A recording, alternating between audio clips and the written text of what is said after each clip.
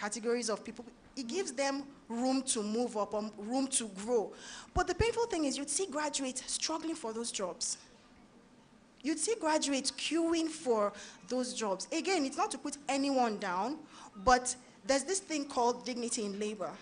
You want a job that, you know, when you wake up in the morning and you're going to the office, you feel good about yourself, not, God, please now, God, give me another, you know. You wake up and you're already feeling down, you're feeling like, another day. What's going to happen today?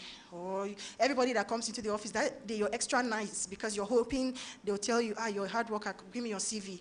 You're not doing it because it's your job, you're just doing it to sell. Sell yourself, which is good, but that's not the primary objective. So then, I'm a huge fan of internships. Now, the objective here is this: who has hand? Every profession is driven by standards. Every profession has its social media, who will attend to. Now, in essence, what this means is, again, and to getting, and I hope everybody was vigilant. 2021 is $390 million US. And then a country like Nigeria, who has over 200 million, our GDP as 2021 is 429 billion US dollars. Have jobless, energetic youth who can make up a country who are jobless. Why are you surprised of the rate of kidnapping? Why are you surprised of the rate of Yahoo? Why are you surprised of the evil that is happening in the country? Because when you are idle, you tempt the devil to tempt you. Am I making sense? So my drive today is, please, we need employers and not employees. It's about time we begin to make the mental shift and begin to think about how we can employ jobs, how we can employ people, how we can become entrepreneurs, how we can become business owners. It's time to begin to think of ideas of how we can transform the society instead of just sitting down and looking for jobs. I think that is the next drive for we as youths. Jumia employs over 5,100 people. Konga employs 1,000 people. If we have more of Jumias and more of Kongas, the youth will be helping the youth. Am I making sense? We have to come to the point where we have to help ourselves. Because guess what? The orders against you. Nobody's coming to help you. The government has not even created an enabling environment that is helpful for the youth. I'm a business owner and I can tell you the odds that I fight to make profit. The environment is not enabling. It's not encouraging. And it's about time that we have to rise up and stop being victims and become proactive and create jobs for ourselves. You have to help yourself. And this coming election is actually a time where the youths will rise up and say enough is enough and bring a change so that we can be of help to other youths. Am I making sense? Because where are the jobs? You write your WAEC, you do your JAM, look at how much you spend throughout a university, and then when you come out, you begin to look for jobs. That programming has to change. The statistics does not help.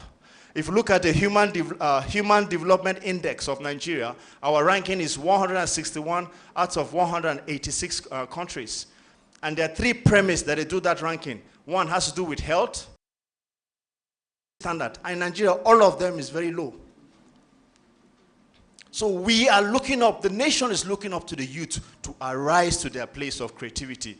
I have a son who is in SS2. I'm already reprogramming his mind. When he asks me for something, I say, hey, this is your age of the digital world. What idea can you create? My son is already mining Bitcoin. I'm training him to be an employer, not an employee.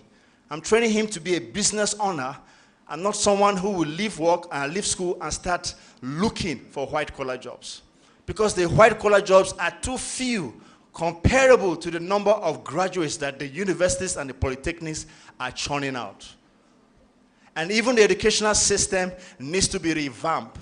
We need an education that is practical, that aligns with industrial demands, that is practice-driven and gives and encourages internship, where what you are learning in school can be applicable with the times that we're living. This is the digital age. And most of what you're learning may not apply with the coming up AI, Internet of Things, with the new development that is coming up. Most of us, what we are learning in school will soon be obsolete. Because a time will come when an application can do the job of an accountant, or even a judge in a high court. So most of what you're learning, in a few years' time, certain applications will wipe off your job. AI will wipe up most of what you're learning in university. So there has to be a revamp of the educational system for us to align with the new changes that are coming up in society. First of all, you're looking for a job. You need to develop yourself to really meet up with the present industrial demand, the digital age demand. But my major drive is that, please, we have to make a mental shift from payroll to profit. Let's stop thinking about every month, but how can we make profit? How can we create businesses that we can help ourselves as youth? Because if many of us here starts a Jumia, or starts a Conga, or starts a box office, what happened? You can employ yourself. And then we can reduce the number of unemployment among ourselves. Nobody is coming to help you. You have to realize that you have to help yourself. And especially in this coming election, the time that youth will have to rise up and find ways to elect leaders that will help you. Am I making sense? That is my drive for today. Instead of looking for a job, please let us begin to make ourselves employers. And let us shift our mentorship from payroll, from salary, to profit. And I believe that the society will be most blessed when we have more youths who are looking for businesses to create than youths who are looking for jobs. JFK then said, ask not what the country can do for you, but ask what you can do for the country. I part today by saying, what can you do for your fellow youth? Thank you.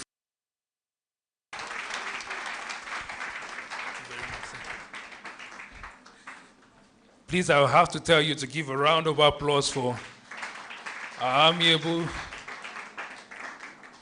Mr. Raf Ayua.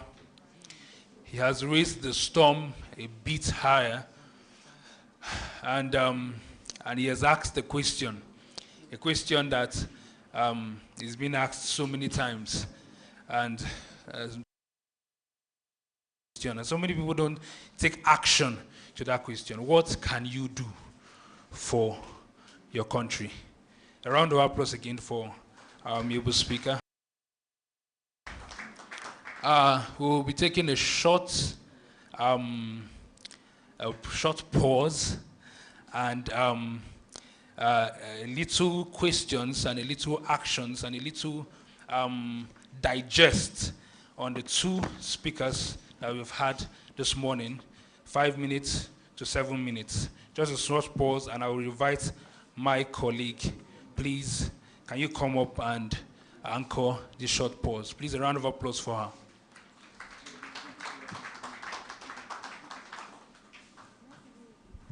Good morning, good afternoon.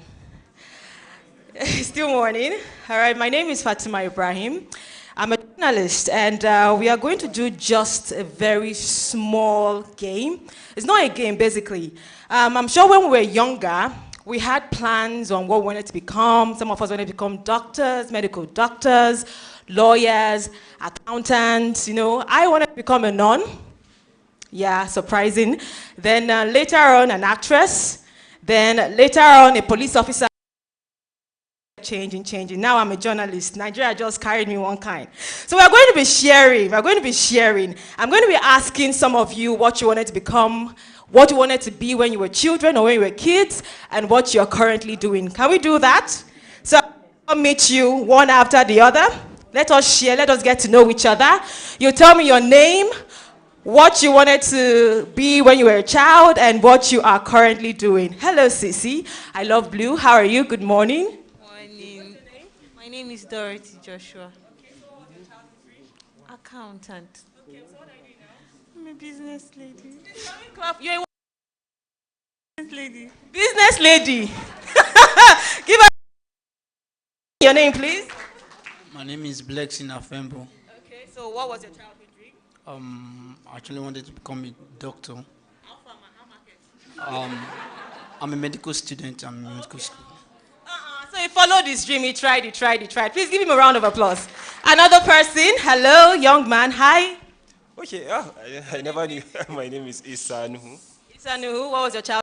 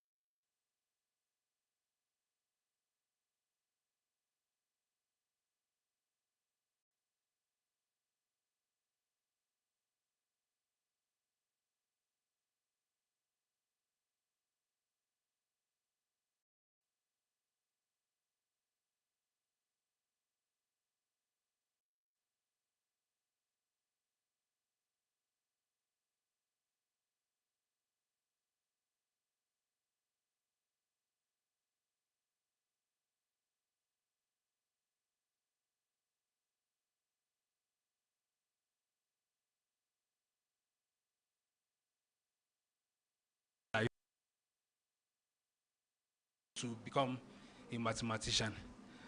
Please, a round of applause for her again. Now we will take another. This is a brief activity. I'd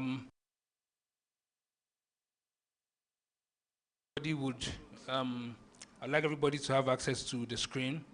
Our media persons would be taking 1 or 2 minutes out of our time to play a very, very, very short activity, and I hope everybody enjoys this session, because after this session, we are moving to another explosive session.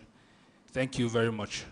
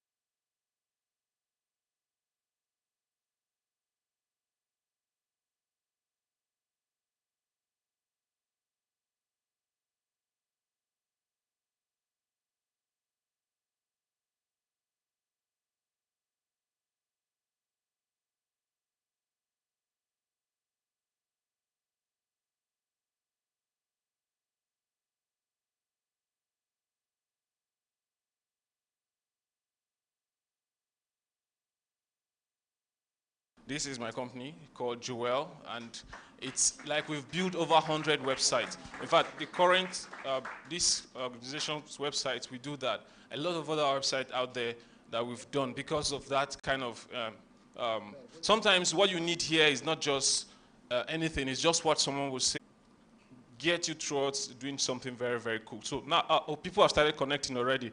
I'm sure these guys have attended the ERC last year. Are we there? So we're going to play a game, and we're going to see who is going to win. I have some gifts, couple of gifts. Please check under that stuff you're going to see. Please, you can click on the double K so that it goes out so that we see. So what you need to do is to type kahoot.it online, and then you look at the code. The game code is this. It's going to ask you for your nickname, so you put in your nickname, and you come up here. We have some couple of questions that we're going to be answering, and let's see who gets to win. Immediately after this, we just have 6 people, and I'm seeing a lot of people here. Let's get to connect. Let's get to connect. Shadrach, please. Okay, remove. Yantos, welcome. Odera, the A. Presh, soft. We are off. You extended it. Sorry, guys. Keep connecting. Media team, kahoot.it, kahoot.it, kahoot.it. Don't add any other thing to it. All right, we have 12 persons. Once we have 30 people, I think we are up to 30 in this hall. We're going to move on. We have 17. Welcome, Nazreen, Chini, Blessing, Chegbe, Hokana is here. Emmanuel, thank you. Evergreen, Caricia. We have 30 people. Can we stop? Should we start?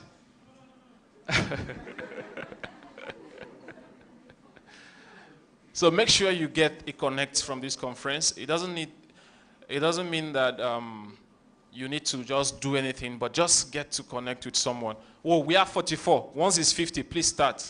There's a start button.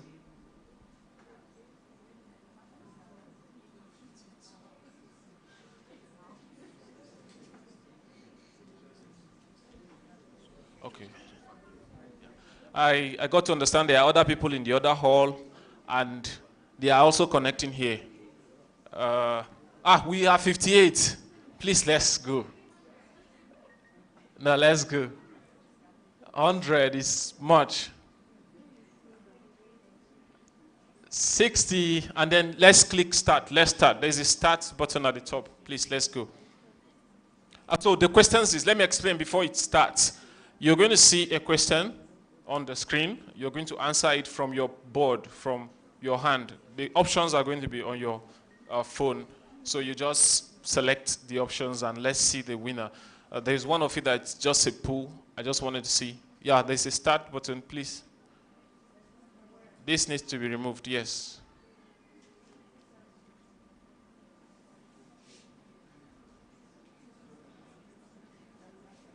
Can you shift the browser to the left? Yes. So maximize it again. All right, let's go. The questions are on the screen. You answer on your phone, and you have less than 10 seconds to answer. What is ERC, Abuja? This is the simplest of all. The options are in the color. The colors you see on your hands are in the options. From there.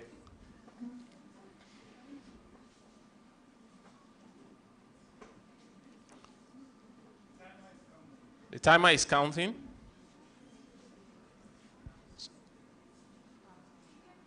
Five seconds more. 4, 3, 2, 1. Yep. Timer is gone. Whoa, that's good. That's good. About 67% have answered it correctly. 3 people said. 1 person said it is Ethereum Abuja. All right, now let's go. Next. Next, please. Yes? Next. You don't have to. All right, Onyi Baby, she's the winner because she was fast and was able to come. So let's go next, please, so that we get to see who actually wins. Why do you need, please, can you maximize so that people can read? Why do you need, what do you need to do in order to accelerate your career? Changing organizations, gaining more work experience, red. Keep learning new top-level skills in your field, yellow.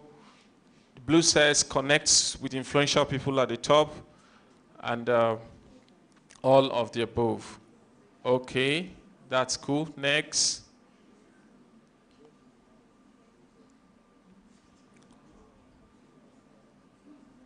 Onyi Baby has been overtaken by the A.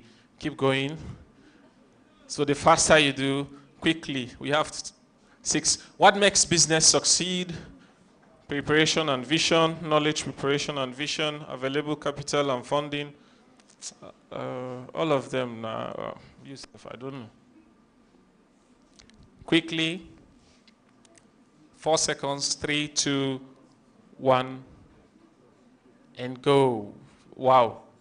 All got it correctly, but still. Yeah. Next. Oh, the A. The A has really, who is this, the A?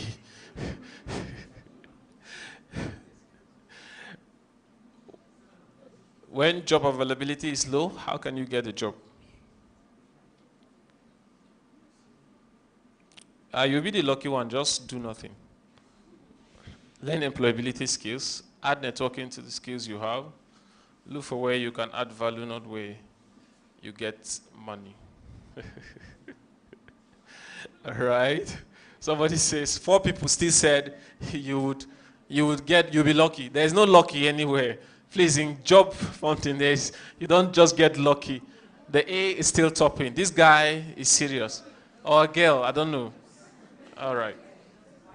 Am I blocking? Sorry. Come on. As a business manager, how will you handle inflation? Cost the government, who cost it? Reduce quality of product, reduce the quantity of product, sell the business. Quick ma.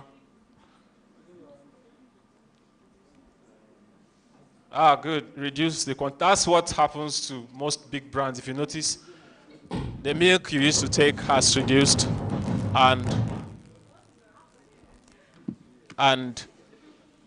a lot of actually it's reduced quantity of. Can we continue, please? All right, so as they are trying to bring it up, I'll just give us an activity. I want to give just a support for somebody that, okay, it's back up quickly. All right, next, Jolie is coming up. You can actually win this even if, no matter where you are at this point in time. What is the main cause of unemployment in Nigeria? This is a poll. I just wanted to see who comes up at the top.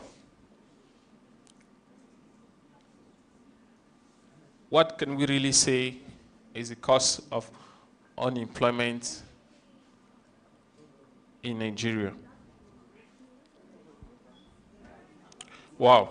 Okay, so 12%, please, before you click the next, 12% says the government, 27 people said, not percent rather, 29 people says unskilled population who lack employability skills, and low job opportunities available. All right, so let's keep next. This has no points because it's virtually all of them. Next, Jolie is still topping. We have 2 more questions. What is the surest, fastest way of getting a job in Nigeria? The surest and the fastest way. Have a first class or 2-1. Have a connect in government or know someone at the top. Have plenty of money.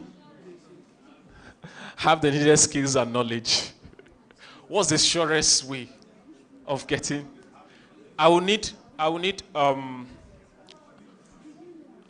4 people. All right, so we have people that have said have a connection, have the needed skills and connection. I will need someone to represent that people, and I will need someone to represent the people that says have a connection in the government, or know someone at the top, and then someone that said, some person said you have a first class. I'm sure there's someone that would defend that. And then someone said have plenty money. Yeah, in fact, okay, only one person said have plenty money. Are you sure? I know that there are people that got jobs by depositing 100,000, 2,000. So we'll have those 4 people in another time. Okay, thank you.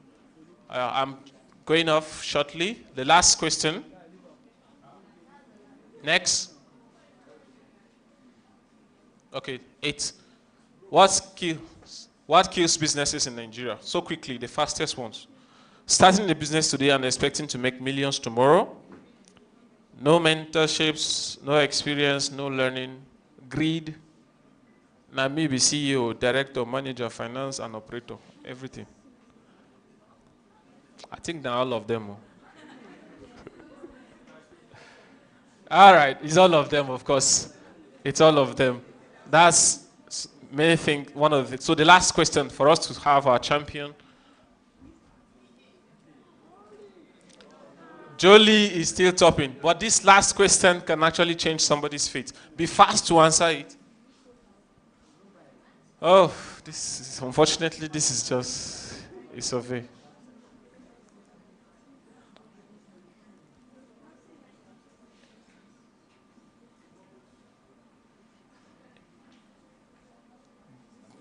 Bam! A powerful round of applause next for the champion.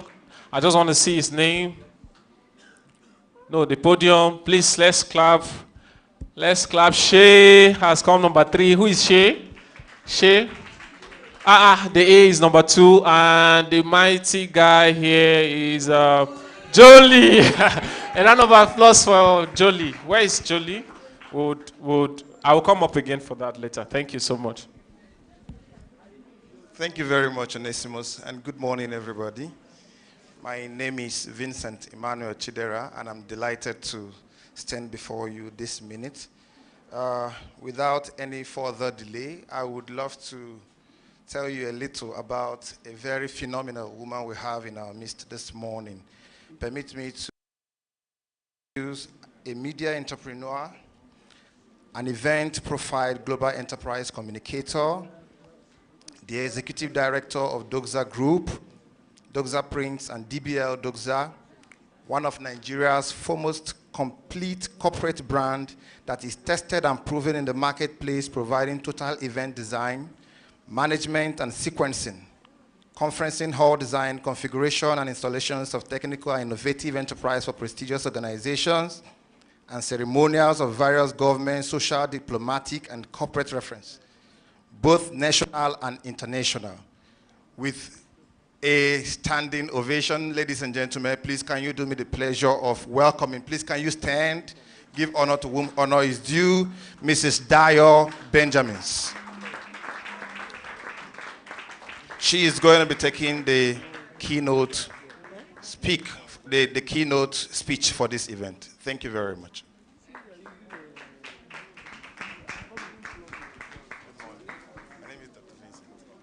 Please help me appreciate Dr. Vincent. Thank you very, very much. You may be seated. Thank you.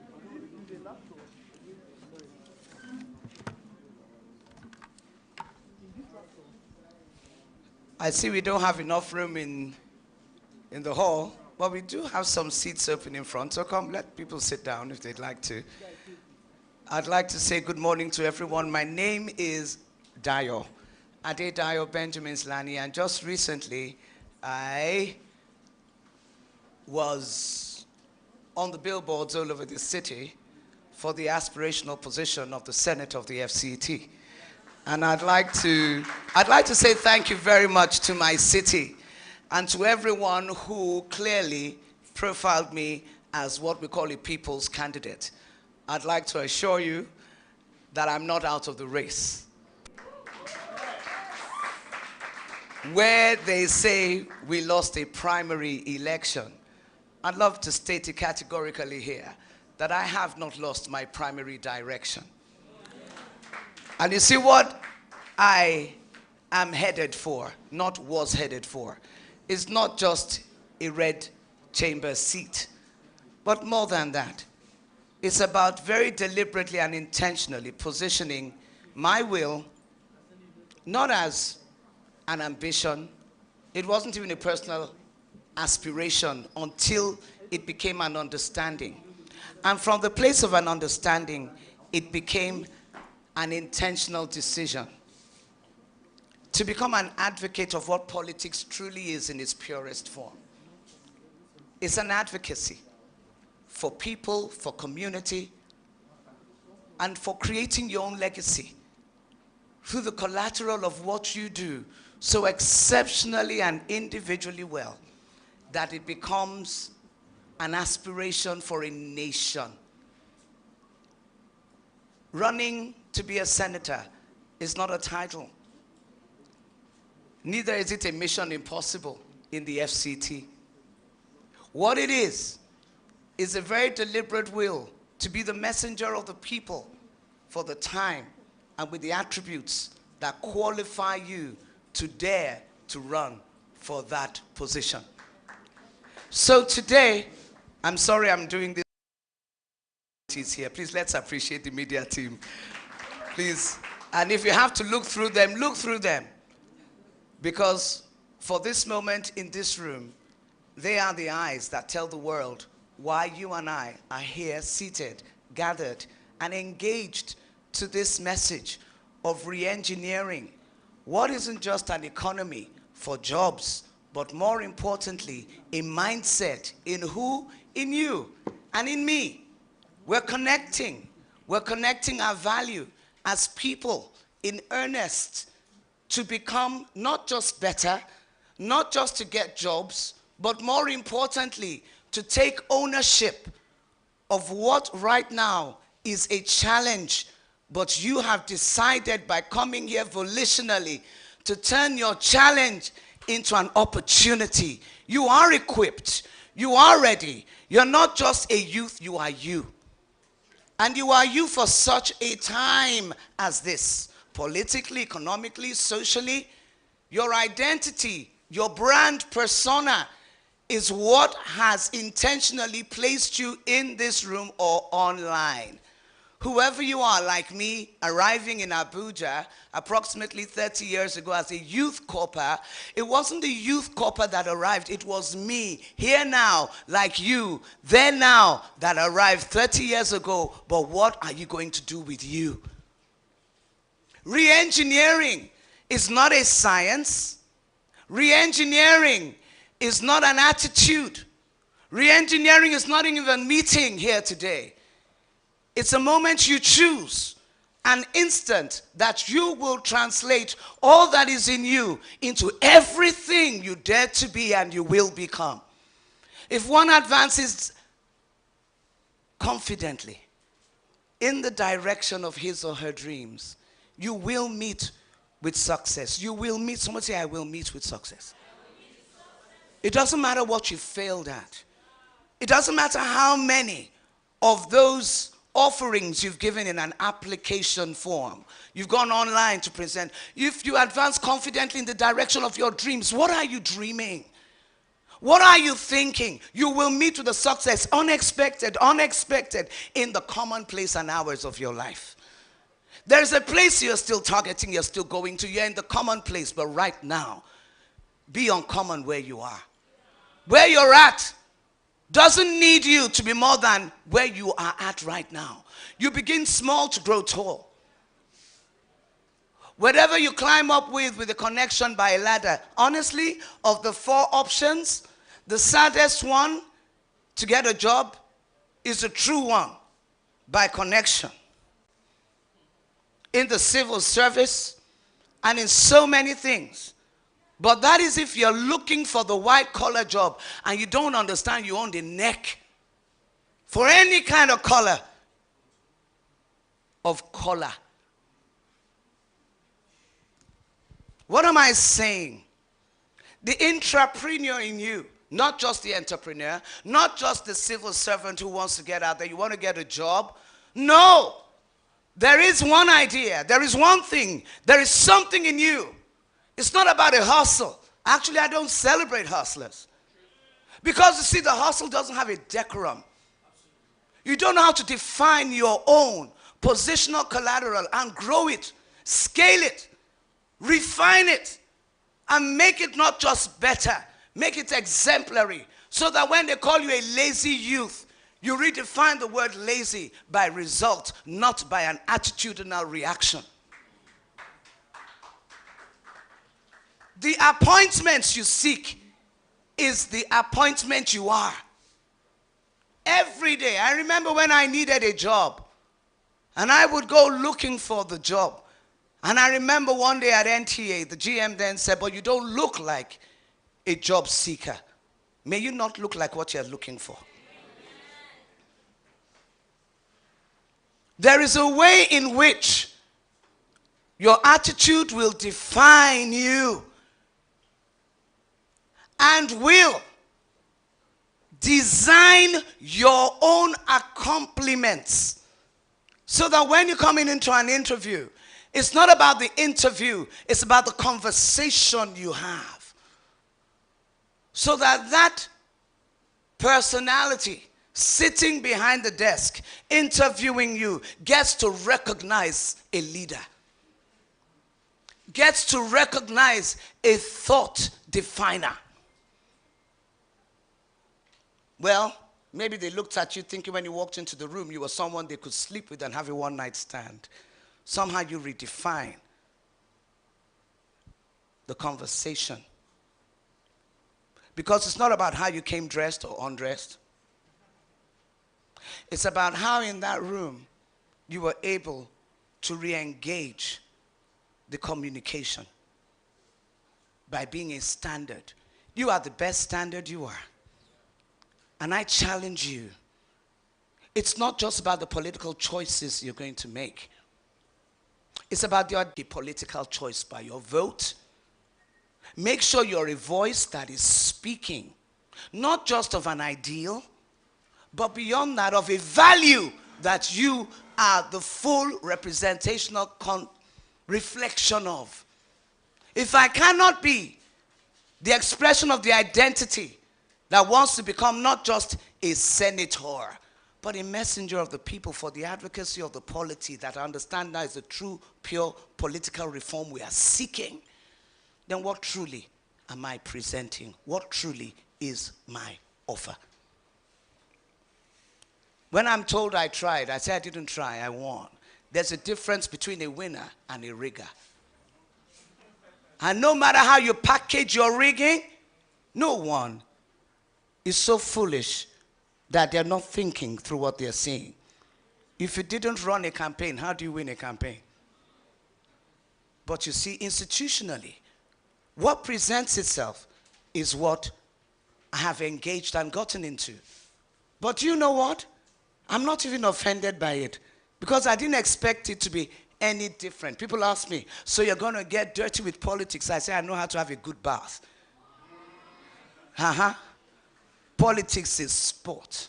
You're going to sweat it to get it. You're going to get dirty to grit it. But you're not going to back out of it. Am I? No, I'm not. The engine is still running. Keep watching this space. Now, today we are talking re-engineering. And the truth is what you need to re-engineer in this room is not the fact that I don't have a job, it's the fact that I am the job.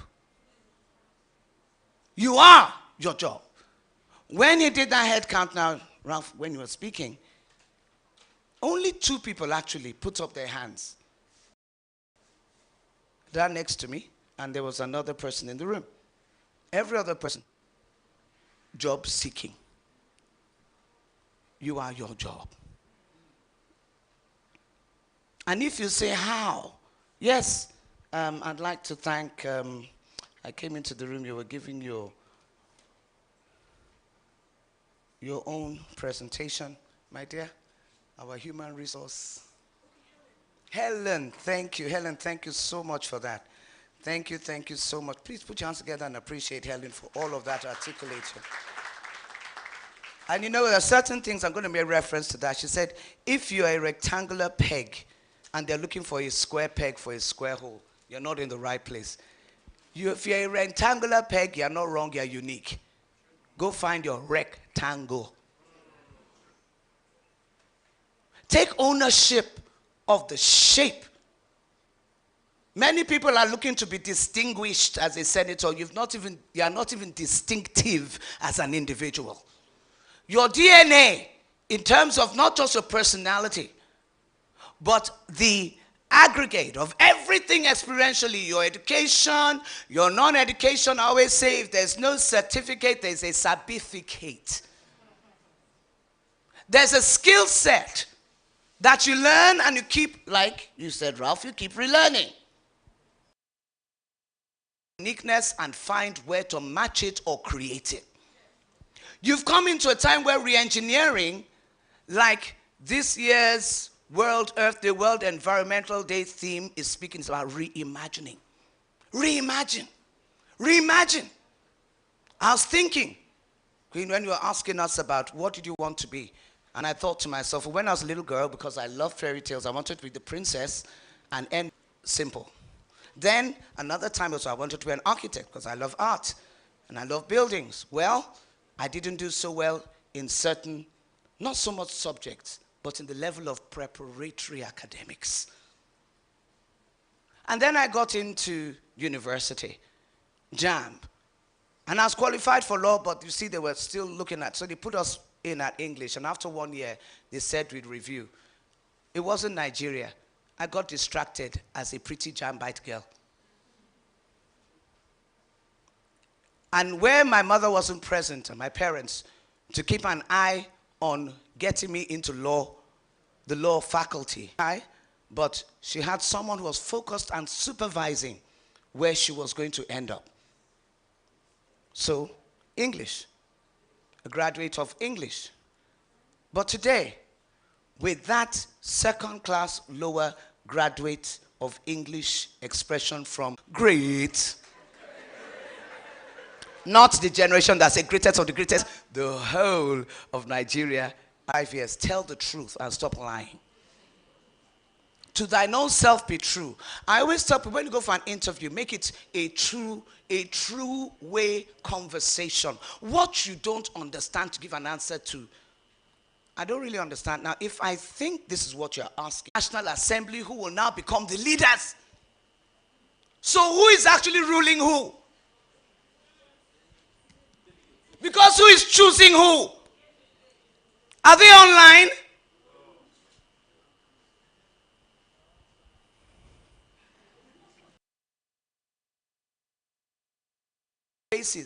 We can crack jokes about it, how to become a delegate and everything, but the truth of the matter, if you remain politically deactivated, you are part of the mass illiteracy program, politically, that will never help to raise this nation globally. It's not just about PVCs anymore. It's about enlightenment, political education, please. I can speak all the English I want, and I'm able to win the hearts of the people, and I did. The institutional rigging.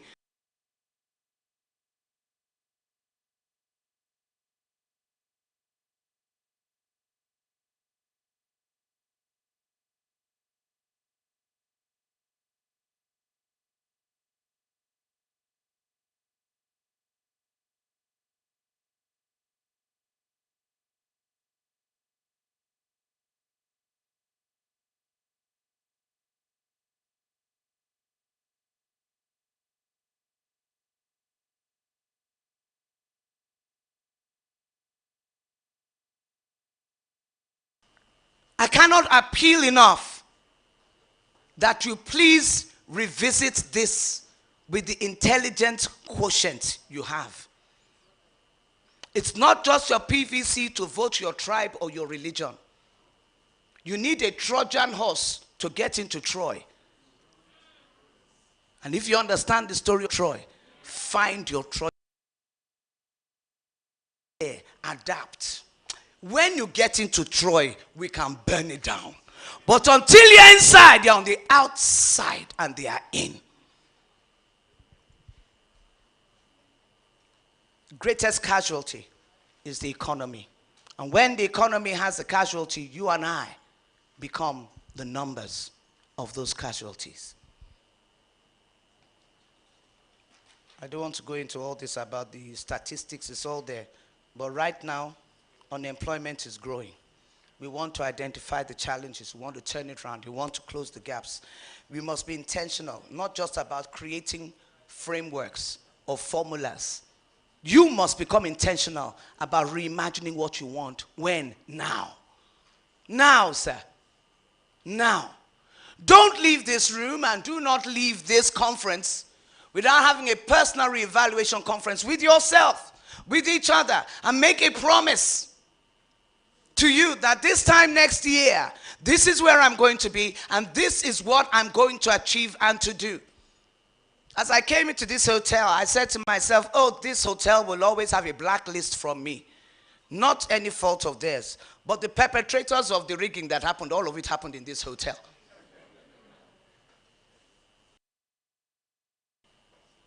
political instability and all of these things. We want to rework the curriculum, all of those things. But let me tell you, before we get to saving our health curriculum, our educational curriculum, working on,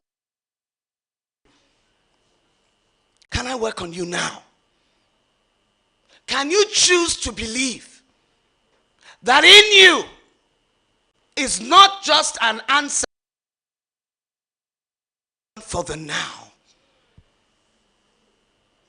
Can you turn your selfies into podcasts, into conversations that truly translate not an ideal of another leader, but you as a leader moving this generation of leaders into a place of change?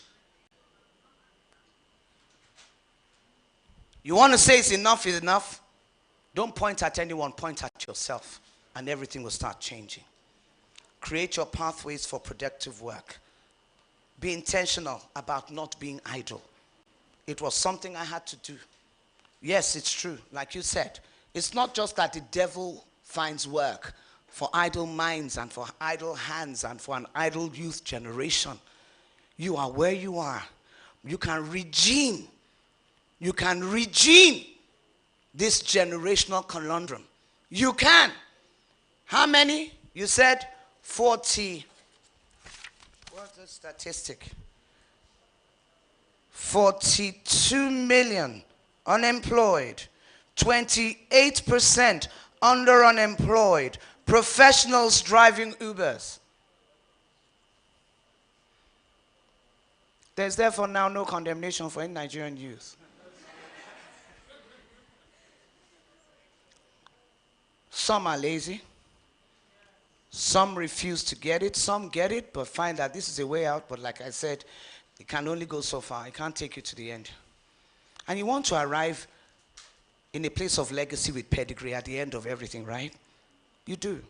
You really do. I promise you, you do. I promise you, you do. I started in Abuja, living in one room. I didn't call it one bedroom, one room. I didn't have money for anything with my hair. My hair was in revert. I couldn't even afford sanitary towels. And I used it. It's not stuck on my face like plaster. That's my reality, big girls, of how I started as a small girls. And girls, I'm just who I am. This is my city. This is your city. What are you going to do?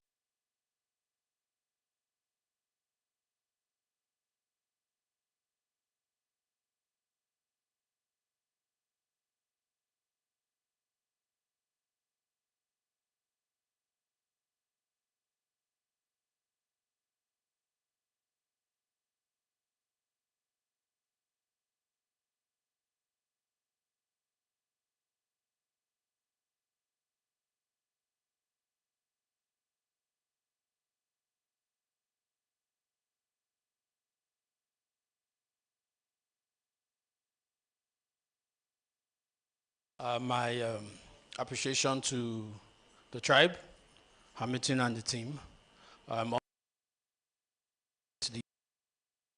The sessions we've had today, I think the job is easy. Can you cue my slides, please? And for everyone who is here, please clap for yourself. Sometimes showing up is all that's required. Sometimes showing up is all that's required. I've had the privilege of being in the career path and also in values. I heard a song last week that troubled me, and it's getting very popular. I don't know if you've heard it. Adulthood now scam. You know, I mean, the mind of a child is one who sits and waits for things to be given. And I can relate it to exactly what we're talking about today. And that's what we need to address. So I came back from Sokoto to Lagos, where I grew up. I was born and bred in Lagos. In fact, I spent most of my years in childhood in Ajegunle. Not passive income for me. I don't buy that rhetoric of passive. There's nothing passive about income. Sorry. Let me be true with you. Some people have grown to a point where seasonally, there are natural nutrients to keep it producing. That's when it becomes passive. Not when you are growing. It's active. So I don't leave my 9 to 5 and come and say it's passive income. I won't grow that if it's passive. It's active income. How did I get there? Okay, back to where I was trying to illustrate. Understand what is required and model ourselves and our answers to what is required. Listen, we are selling. In an interview, you are selling, they are buying. Let it sink in. They are the one buying. I am the one selling. I have to know what they want to offer, what they want. It's that simple. There's a match. I can tell you for free, I don't know any, I've never known anybody in any of these organizations I have worked for. Yes, it may have worked for you, but I ain't looking for those organizations that value this kind of employment strategies. No, that's not what I'm looking for. Do you understand? So you can fight with the root system, but listen, you can focus on having seats. You can focus on having seats that are designed, and we have it in bioengineering now, the seeds that are designed to be resilient in certain kind of soil. And that's what I'm hoping this conference can achieve for you. To wake up. You're sleeping. That's why you think adulthood is a scam. Are you with me? Happen in the direction of light. That's the science. Growth happens in the direction of light. What's light? Light? It's an educational process. So if you are going to go, you grow in the direction of you. So, in this model, I'll tell you science, technology, education, maths, arts. Don't realize it's an ecosystem. Even the technology guys ask to find those apps. There's a science to all of these things. So, if you're going to grow, you must grow in the direction of. That's your DNA. It's born out of resilience. Nigeria is tough. Nigeria is tough. Can I tell you the richest black man is still in Nigeria?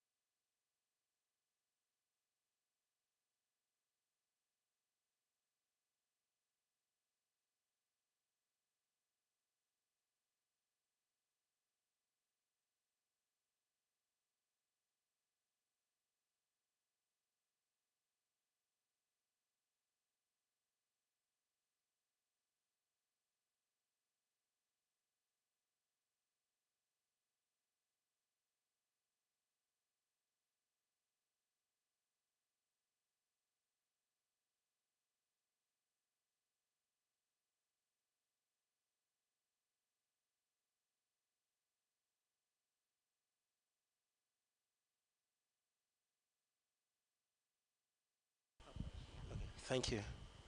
Good afternoon, everyone. My name is Abiodun Shure. I'm the branch manager for Allianz Nigeria Insurance PLC. What we have come to do, we're also part of this last year, and we've been able, by God's grace, to help the young people, to get income, which some people will say side hustle. So what we bring to the table is that beyond, you working in an organization and earning from a single source, Allianz has created a platform where you can also earn by, telling one or two persons around you to take advantage of insurance products. As an insurance company, what we do is that we take up risk from people, various insurance policies that people can take, and as well you understand what is happening in this Nigeria we find ourselves, the insecurities, the asset that you have, you secure it and that you protect it. So we as an insurance company, Allianz Insurance, will ensure that we protect your asset for you, and also the people are, who come up with their, business and co. It's important for you to have, insurance, as in your business for you. Thank you. Thank you so much.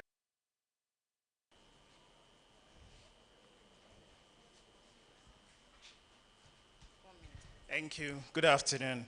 So I've been given just 1 minute, but I actually plan to speak for longer than that, but it's fine. So I'm from REIZ Life Assurance.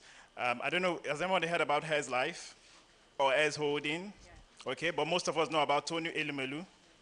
Yes. So Tony Elumelu is the chairman of REIZ Holding as a group. So we have companies like UBA, United Capital, Transcorp Hilton. Now, those are our sister companies. We all work together. Okay, so REIZ Life is a life insurance company. When most people hear about life insurance, they think, oh, that one is not for me. Like, oh, my life is, God is my insurance. That's the most popular one we hear. But the truth is, life insurance is more about investment. Okay, we are an investment company. So all our investments come with a life insurance cover. We have long-term plans that can cater for several needs. So we have plans that are designed for everybody seated here today. Okay, so we also have some vacancies, entry-level vacancies in our company. So we call them financial advisors. So I see we have a lot of young people here. So you can speak with us at our stand. We'll be out there, okay? Thank you very much. Thank you so much. I hope somebody takes advantage of that, today. The next is Bold and Beautiful. Someone from Bold and Beautiful, please. Okay. Good afternoon, everyone. My name is Mr. Emmanuel Chechet. I'm the manager of Bold and Beautiful Saloons. And today in the country, we all know the harsh economy and what is going on, the inflation rates and all of that. Everybody is looking for a white-collar job, blue-collar job. Meanwhile, skills are there. You can come to us, learn 1 or 2 things in the cosmetology world, hair, nails, spa services, massage. That can be your side hustle. And before you know it, in less than a month or 2, you are there doing your thing. You are a CEO of your own, creating employment for other people. So please, for further inquiry, our stand is outside. You can come, pick our application form, and then we can talk further. Okay. Our prices are very affordable for whatever cost you want to. Into time. Kings and Queens. Someone from Kings. Anyone from Kings and Queens? Okay, Oxford Greens. I think I got that one right. Oxford Greens. Okay, so we're just going to quickly move into the panel session since I don't have anyone from those two. So the panel session today. Oh, okay. Wow. Sorry about that. Oxford Greens. So you have just 1 minute. Okay, thank you. Good afternoon, everybody. My name is Temitope Irewole from the Oxford Green Farms Group. We are a real estate and agricultural investments company, and also a group of companies. Basically, what we do is we provide residential estates for investors, and we also have farmlands where investors can buy those farmlands and also give them a platform where they can connect with farmers in various cooperative societies, and those farmland are leased out to them, and such farmland owners quarterly rental income on those. We are spread all across the states in Nigeria. We are in Lagos, we are in Port Harcourt, we are also here in Abuja, we are in Kaduna. Vacancies open for this moment, ranging from operational staffs to the marketing team. And we also have openings for people that are ready for internship, either experience or inexperience. Yeah, thank you very much. Thank you very much. So we're going to just move straight into the breakout session. And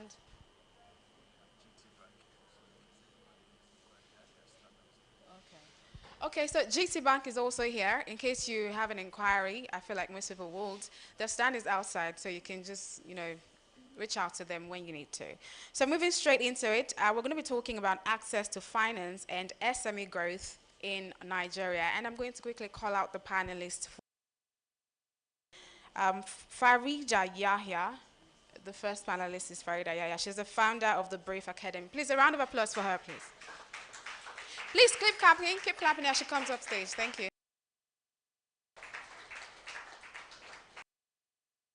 Next is Andidiong Okon, the Programs Manager for Africa of COP. Please, let's not stop clapping for them. Thank you very much.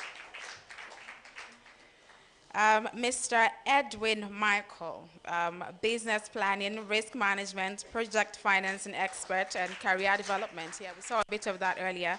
And then the last panelist is Bamidele Sheung Owola, the founder, Welcome to Africa International.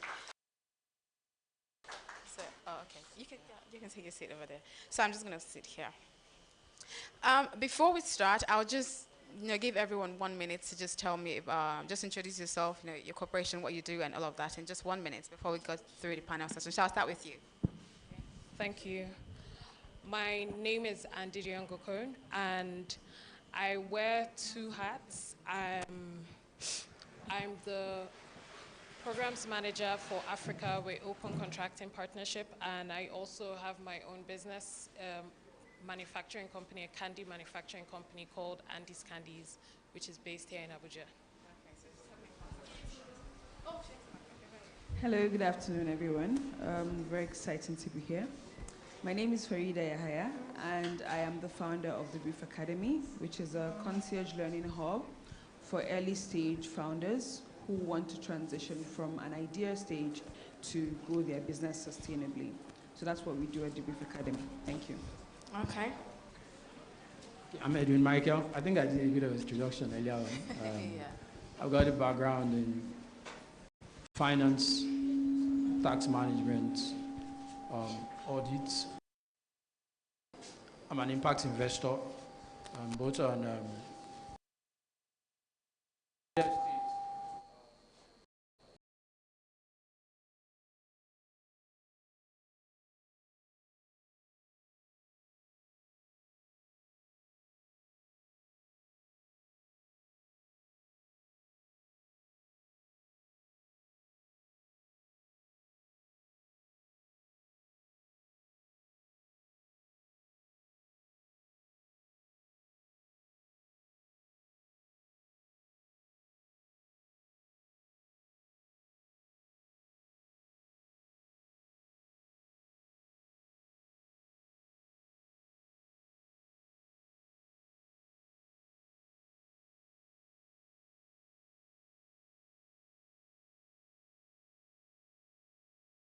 it doesn't cut it for an employer. I mean, I can get anybody in a position, but I have a problem and I need someone to solve that problem.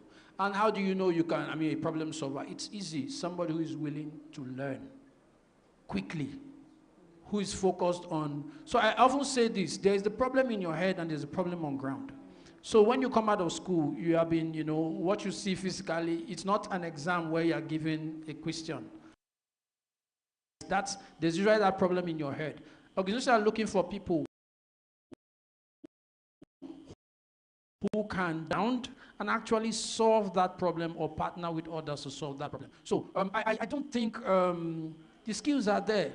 Let me be frank with you, Nigerians are some of the most educated people. If it's education, it's there. But a skill now isn't just education. A skill is a practical knowledge. So what you want to do is show evidence of practice. And practice about solving problems. It's an accounting practice, a legal practice. The word is practice. It's an ability to apply knowledge to create value. So what people are looking for as an employer of labor is someone who can apply knowledge to create value. If you don't even have all of that knowledge, my expectation is you know how to get the knowledge and you know how to apply that knowledge, and you show that through evidence. I'll give you an example. I was on one interview of those days, and the truth is I did so many. I went to so many places. If at the point it became fun for me, just negotiating. I mean, and the more I did it, the better I got at it. And a guy was saying, and someone trying to trip me off was talking about, I came to an oil company and the guy was saying, I mean, so what's the oil price today? I said, sorry, I don't know. He said, you think you are coming for this? So what value are you bringing? I said, frankly, on oil price today, it's redundant data. It's going to keep changing. What I can do for you is, I know how to get that data if I need it. I know how to apply that data. And he looked at me and said, yes, it's going to change by tomorrow. So telling you what it is today is of no value. The question is what you want to use that information for. I can tell you how to apply that. You know, so there's a broad range of skills required, but it depends on the problem. So before going to an organization, when you hear a job is just an avenue to be able to solve a problem. If I can't connect to what that problem is, then likelihood of, getting a positive, outcome will be minimal. So research the problem. That's what I tell people. Research why are they looking for that job? If you can find that, you'll hit the right notes. It's like trying to talk to a lady. If you don't know the points to hit, you are going to be gambling and you are shooting in the dark. So do your research. People have many jobs that they're choosing. They have to, in this same country, I can tell you a group of people who have 4, 5, 6 offers. So it's not the absence of the jobs, is whether you're a fit. So understand that, understand your values, bring it to bear. It's a conversation. Be true to yourself. Don't hide. Yeah. Does everyone resonate with that? Do you agree with what he said? Oh, great. Okay, so I moved to Mrs. Farija. Let's talk about, startups in agriculture, right? I do know diversifying Nigeria's economy. Oh, that's for you. Yeah. Oh, okay. I literally thought he mentioned he mentioned you, but he did talk about you being an expert.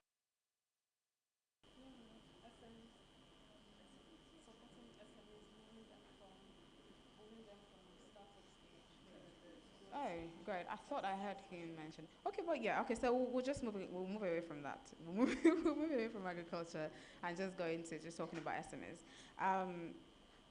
What is your stance on introducing innovation in SMEs, financing, such as maybe e-lending platforms and use of alternative sources of raising capital? What is your stance on that? Okay, so I think I would start from what it means for an SME to pool resources to their idea, right? And pooling resources, including finances. She did touch on it, and one of the major things that I talk to founders about is proof of concept. A lot of founders, especially in Nigeria, start up their ideas as projects of passion or as a means to an end, meaning I need money, I want to start this business so that I can be able to take care of my family, be able to earn more, be able to sell more so that I can move from a certain income bracket to another income bracket, right? Now, I say they are projects of passion because most of the time, they don't have the technical know-how of how to set up a business. So most people that set up businesses don't know what it means to run a business.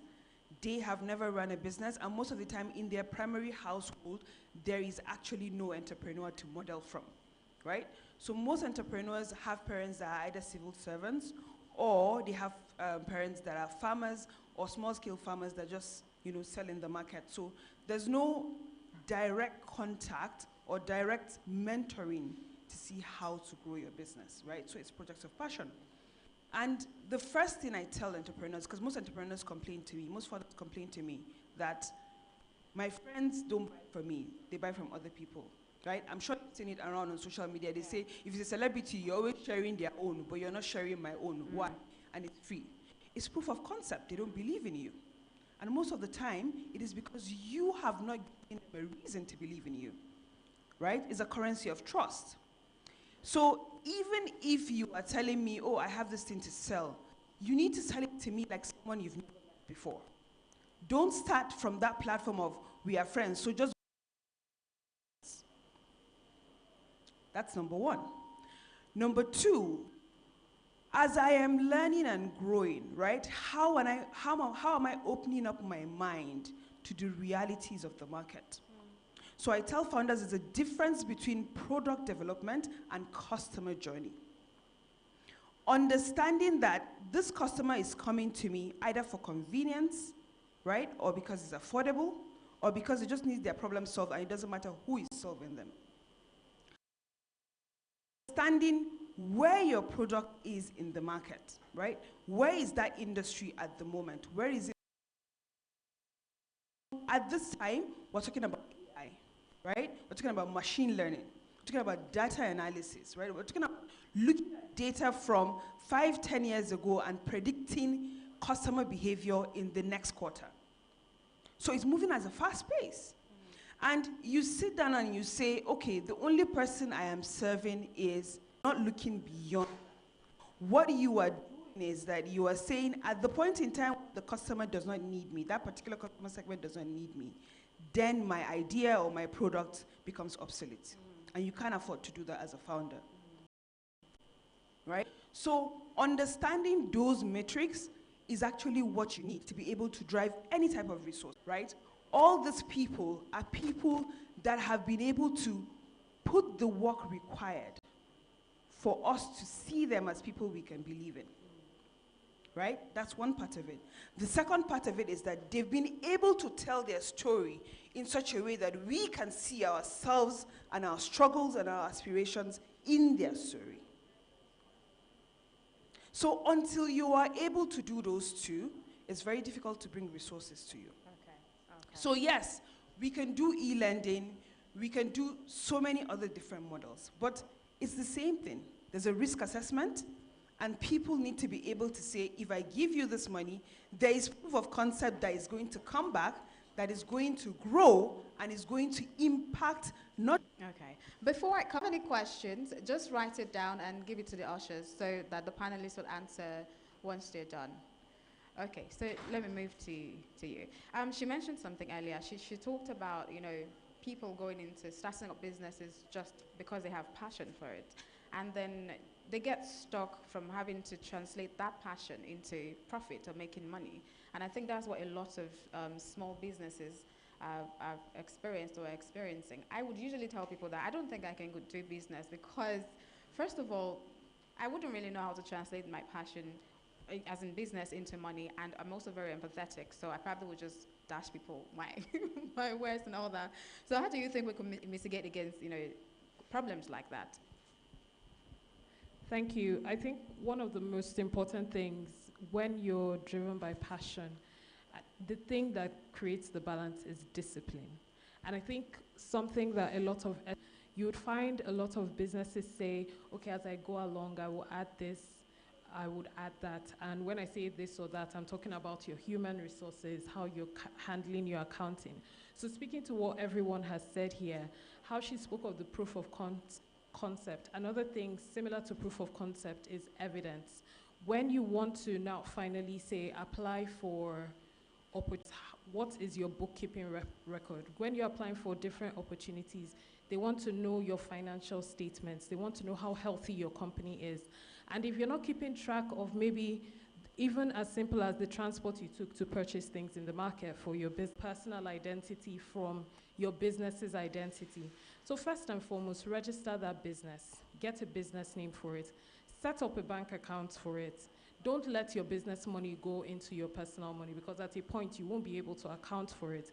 And when you are now going to apply for opportunities, that just ends up looking questionable or somewhat fraudulent because they can't understand why is the money for your business going into your account. That means they can't trust you. And in terms of passion, while passion might drive you and employ people, it's also important how you tell that business story.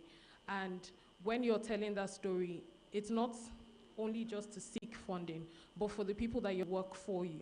They need to believe in that business idea that you're sharing as well, because they also form the framework of your business.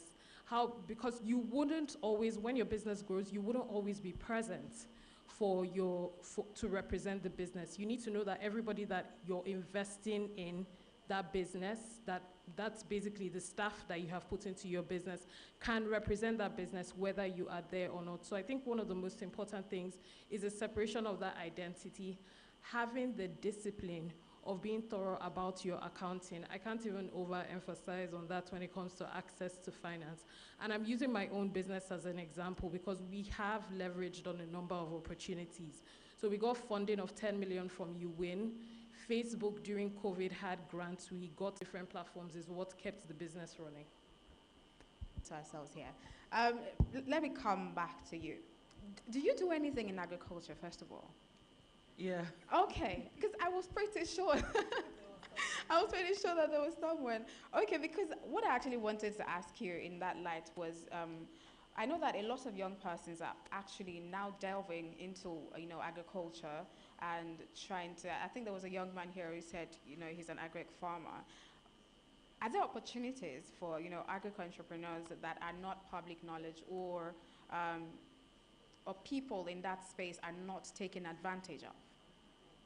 Okay, so I wanted to quickly speak to the other thing you said about, I think, selling and stuff like that. Mm-hmm. So I think it's very important as a business owner to first of all know your market, who you're actually trying to sell to. And sometimes that means you have to actually profile what it is you're doing, profile your audience.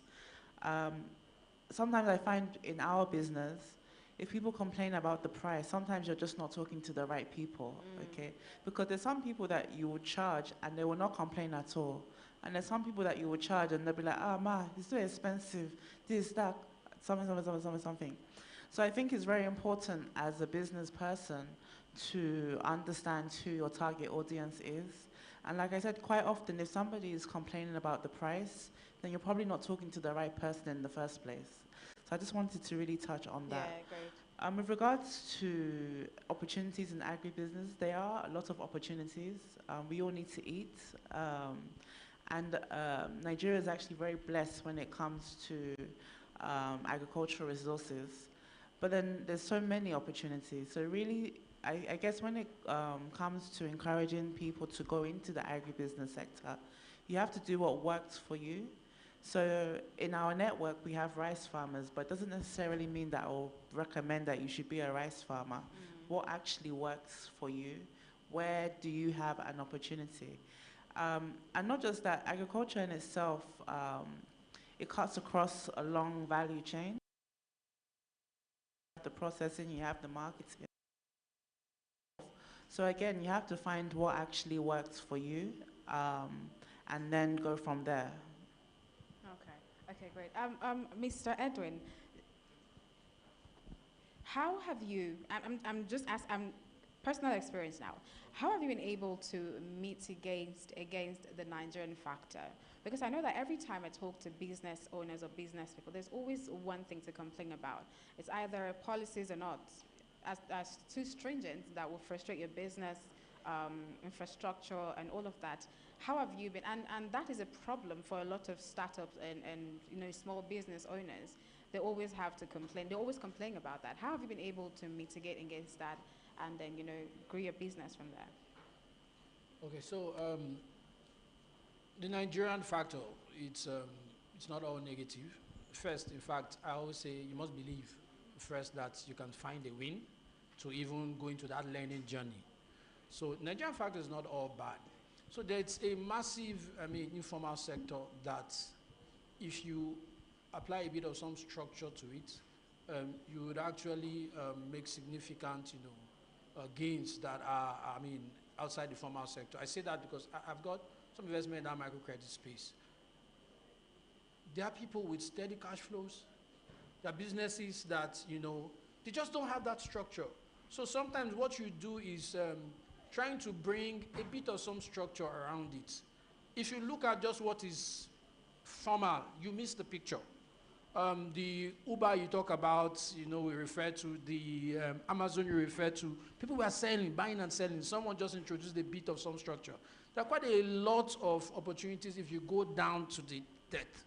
So for me, it's your willingness to go down to the depth that it's often the issue. So it's, I don't see the Nigerian factor as completely bad. What I've learned to do is I acknowledge that there are difficulties, regulatory, there are difficulties, I mean, that space. Ever dealing with, I mean, government officials, there are difficulties.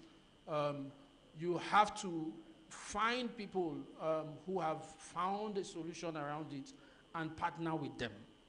You might not enjoy some of the, I would say, you make some cases and somebody will tell you, no, it's because he had somebody, he's enjoying some monopoly. We hear that stories. In fact, some people say some people are giving extra benefit.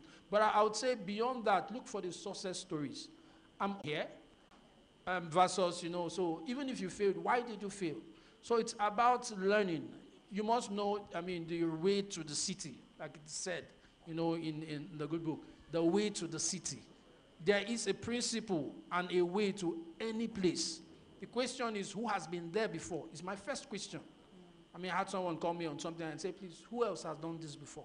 That's what I'm interested in knowing, and I'm going to ask the question. Sometimes I have to pay for that knowledge, you know, but it's about that understanding can be there. You know, I might not grow as fast as I want, but I want to start getting that knowledge base, which also presents opportunities, because if it's difficult. So it's the mindset at the end of the day. It's not all negative. Okay. You know, the SMEs that have done so well in different sectors, I call them, I ask, and say, so how did you get around this? You know, build those networks, leverage. Sometimes going alone is more difficult. Find additional partners. But if you're serious about it, whatever it takes, you get there. The illustration I say is, if I want to go to the airport, I start making at their level.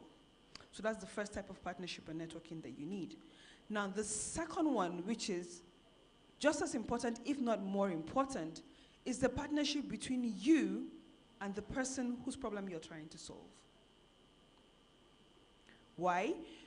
Because if there's an open line of communication between you and your customer, the chances of you wasting your resources or the chances of you making so many mistakes and wasting so much time reduces. Why? They're able to tell you immediately, this is not working, can you change it? This does not solve our problem. Can you do this instead, right? And for me, when I founded my first business about 10 years ago, that's one of the first things that I did, building community with my customers. So a lot of times, almost on a monthly basis, I'm inviting them. Sometimes it can be something as simple as a painting session. Let's sit down and paint.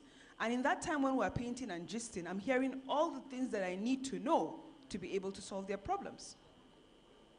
And at the time I started, the industry I started with at the time, which was the natural hair industry, it was still new, especially in Abuja, right? So I needed to preach the message of stopping relaxers. Remember, I am fighting something that has been happening 50, 100 years before me, right? So people are saying, why should I listen to you? Who are you? And so the best way to do that is to be able to be at the same level and frequency of thinking, and then I can influence their change, that change that I need from them, right? So it's very important to have two partnerships. Mentorship is important, yes. It is good to have someone who has gone before you to tell you all the loopholes that you are missing. But you see those two, especially at the stage where you're just starting or trying to move an idea and grow it, those two are more or less like the bloodline of growing your idea. Okay, great, thank you so much. And Auntie Young, what are some, in your experience, what are some of the mistakes that you've seen lots of small and medium-scale enterprises make over time, and how can that be mitigated against, especially in terms of, you know, I think somebody here mentioned, okay, I think it was Bamdele that said something about capital not necessarily being the basis of starting a business. So what are some of those mistakes that you've seen them make, and then how can that be mitigated against? There are a number of mistakes. Some of them I've made myself, of course. The first one, I think, is that you don't have a plan, first and foremost. People think a business plan is overrated, or it's just a templatey thing that you do just to fulfill all righteousness, but it remains a reference point. When that passion you thought was going to keep you moving and pushing to the next step, it's the reason you can go back to that as your reference point of your why. Why did I even start this business in the first place? Because obviously the environment we are working in, Nigeria, the economy is struggling. There are different policies that change. For example, CBN policies, even to get money abroad or to get money in for your business, to get money to buy your equipment, there are different reasons and different setbacks you would come into. So what that business plan does for you is that, okay, am I on track to where I said this business is going to go to, where I want it to be headed? Okay, if we're not on track, the next important thing that people forget to do is to be flexible, evolve with your market. The economy is consistently evolving, and you don't want your business to be left behind. You can remain true to the core of your business, but there are certain things that would happen in the journey of your business that you need to know, that you need to evolve with the business.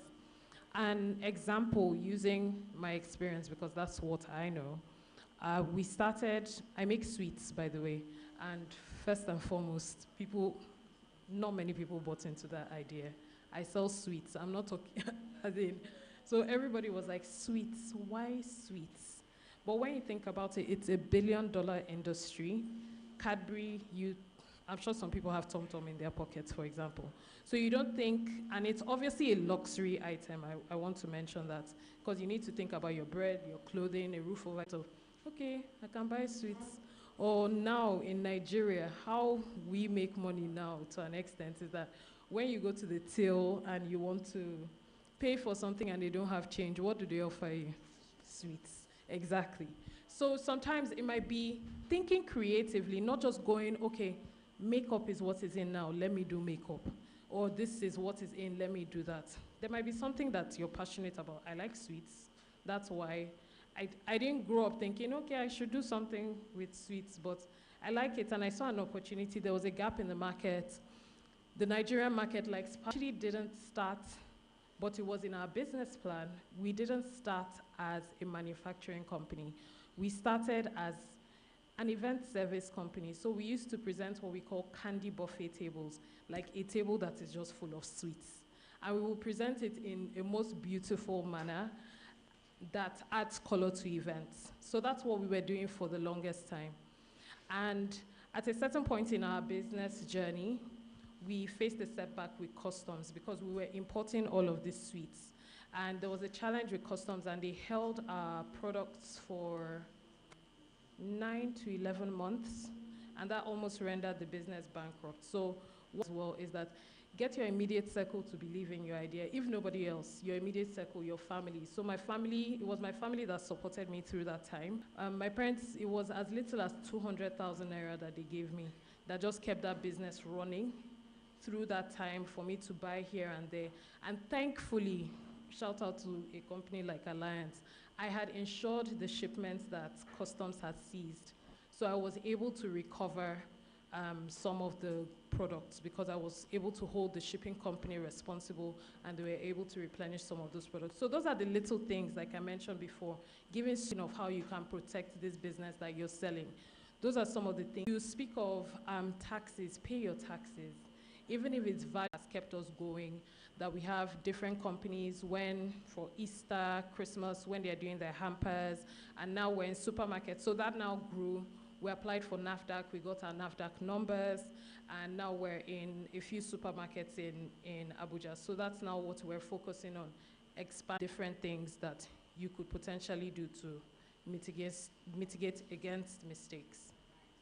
Okay, thank you so much. Nobody has a question still? All right, that's actually it for this session. Thank you so much, Bamidele, Edwin, Farida, and Adidium, for your time. Thank you so much. Such a pleasure to have you guys.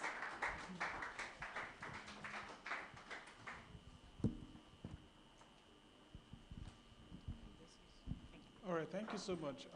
We've come to the, all right, I know some of us are waiting for this.